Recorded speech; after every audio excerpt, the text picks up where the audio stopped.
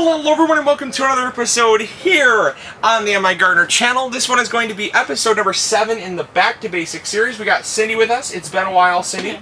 And so we are going to be talking about up potting. Now, up potting is something that a lot of gardeners either don't do correctly or don't do at all. And so there's only one reason you should not up pot, and that's that you're planting directly into the ground. If you're planting directly into the ground, that's called transplanting. So if you transplant, it's typically when it's in its final place. Up potting is not really considered transplanting. So for the sake of, keeping everyone on the same page, I'm going to call it up potting from now on, because many people just call it anytime you move the plant, transplanting. Not quite the case. So we are up potting, and the reason why we're up potting is to prevent stress. So right now they're in their 1 inch by 1 inch cells, definitely a little more stressed than they should be, because we don't typically want to wait any longer till after they've started producing their second set of true leaves. They've already got their second set of true leaves on, and they're rocking and rolling. So they're about a half a week too late. So they're going to start showing some signs of stress. You can start to see some yellowing of leaves and whatnot, but it's okay. The biggest thing is that we're caught them in the nick of time. We're going to get them transplanted. Or we're going to get them up potted, and that way they can continue growing. So Cindy is going to do most of the work for this one because it's a back to basics, and I'm going to simply guide her. And so what we want to do, Cindy, is we want to take because these, see on the bottom how they have holes. Yes. Those little holes are the perfect diameter to fit a screwdriver. So what we like to do is take a screwdriver, pop them on the bottom, and that way the plug pops right out. But before we do that, because you kind of see how it came out kind of dry in the bottom, we want to give these a real good soak. That makes sure the soil all stays together. So I'm going to get our water, and we're going to water them down first, and then we'll come back once they're totally soaked, and we can pop them out and up pot them into the larger containers. Alright, so how do you suggest I put the label in, or... Okay, so I don't get confused or mixed. Right. No, okay, so good question. So I'm going to trade you spots here. Okay, so because we're using 6 cells, so that's 6 by 6, there's 36 cells total.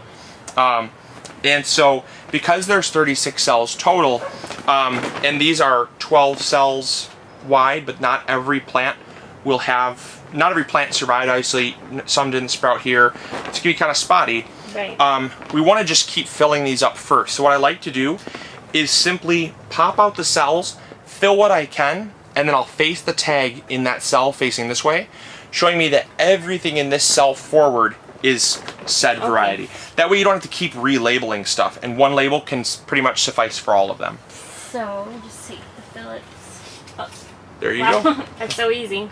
Yep, and then what's the best way to... And then all we want to do is, here, I'll show you how to do the first one. Okay. And all you want to do is just stick it in and make a little, kind of spin it around a little bit.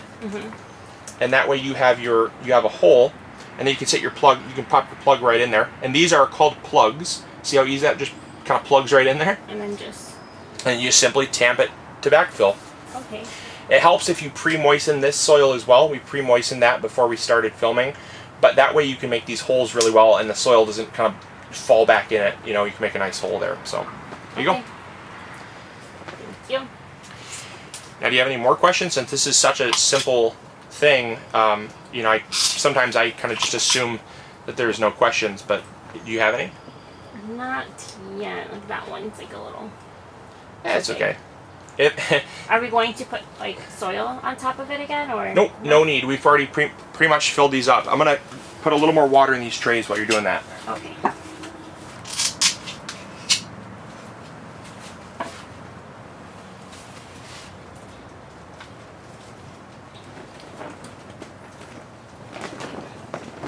So get my tag, and we're done. Ta-da.